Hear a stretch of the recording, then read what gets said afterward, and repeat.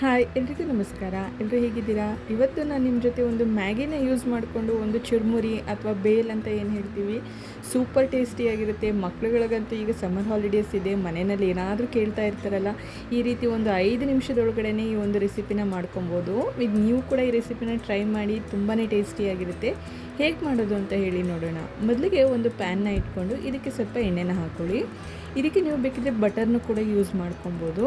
ಮ್ಯಾಗಿನ ಈ ರೀತಿ ಸಣ್ಣಗೆ ಪುಡಿ ಮಾಡಿ ಇದನ್ನು ಹಾಕ್ಕೊಂಡು ಇದನ್ನು ಚೆನ್ನಾಗಿ ನಾವು ರೋಸ್ಟ್ ಮಾಡ್ಕೊಬೇಕು. ಇದನ್ನು ಒಂದು ಮೀಡಿಯಮ್ ಫ್ಲೇಮ್ನಲ್ಲಿ ಇಟ್ಕೊಂಡು ಚೆನ್ನಾಗಿ ಹುರ್ಕೊಬೇಕಾಗುತ್ತೆ.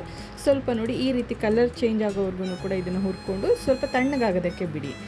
ಇದು ಸ್ವಲ್ಪ ತಣ್ಣಗಾದಮೇಲೆ ಇದನ್ನು ಒಂದು ಬೌಲ್ಗೆ ಟ್ರಾನ್ಸ್ಫರ್ ಮಾಡ್ಕೊಳ್ಳಿ. ನೆಕ್ಸ್ಟ್ ಇದಕ್ಕೆ ಸ್ವಲ್ಪ ಮಸಾಲೆ ಪೌಡ್ರುಗಳು ಮತ್ತು ಮಸಾಲೆನೆಲ್ಲ ಹಾಕ್ಕೊಳ್ಳೋಣ. ಇದು ಸ್ವಲ್ಪ ತಣ್ಣಗಾದಮೇಲೆ ಇದಕ್ಕೆ ನಾನಿಲ್ಲಿ ಸಣ್ಣಗೆ ಹೆಚ್ಚಿರ್ತಕ್ಕಂಥ ಈರುಳ್ಳಿನ ಹಾಕ್ಕೊತಾ ಇದ್ದೀನಿ. ಒಂದು ಅರ್ಧ ಈರುಳ್ಳಿನ ಈ ರೀತಿ ಸಣ್ಣಗೆ ಹೆಚ್ಚಿಟ್ಕೊಂಡು ಹಾಗೆಯೇ ಒಂದು ಅರ್ಧ ಟೊಮೆಟೊ ಹಣ್ಣನ್ನು ಕೂಡ ಹಾಕ್ಕೊತಾ ಇದ್ದೀನಿ.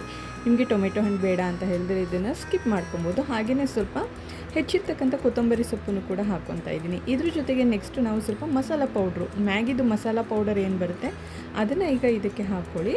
ಅದಕ್ಕೆ ಜೊತೆಗೆ ನಾನಿಲ್ಲಿ ಸ್ವಲ್ಪ ಉಪ್ಪನ್ನು ಕೂಡ ಸೇರಿಸ್ಕೊತಾ ಇದ್ದೀನಿ. ಹಾಗೆಯೇ ಸ್ವಲ್ಪ ಖಾರದ ಪುಡಿನ ಹಾಕ್ಕೊತಾ ಇದ್ದೀನಿ. ನಿಮಗೆ ಇದಕ್ಕೆ ಬೇಕಿದ್ರೆ ಹಸಿರು ಮೆಣಸಿನ್ಕಾಯಿನೂ ಹಾಕ್ಕೊಬೋದು. ಮಕ್ಕಳಿಗೆ ಏನಾದರೂ ಮಾಡ್ತಾಯಿದ್ರೆ ಹಸಿರು ಮೆಣಸಿನ್ಕಾಯಿನ ಸ್ಕಿಪ್ ಮಾಡಿ ಈ ರೀತಿ ಒಂದು ಚಿಲ್ಲಿ ಪೌಡ್ರನ್ನ ಹಾಕ್ಕೊಳ್ಳಿ. ಇದ್ರ ಜೊತೆಗೆ ಚಾಟ್ ಮಸಾಲನ್ನು ಕೂಡ ಯೂಸ್ ಮಾಡ್ಬೋದು. ನಾನಿಲ್ಲಿ ಲಾಸ್ಟಲ್ಲಿ ಸ್ವಲ್ಪ ನಿಂಬೆಹಣ್ಣನ್ನು ಕೂಡ ಹಾಕಿ ಇದನ್ನು ಚೆನ್ನಾಗಿ ಮಿಕ್ಸ್ ಮಾಡ್ಕೊತಾ ಇದ್ದೀನಿ.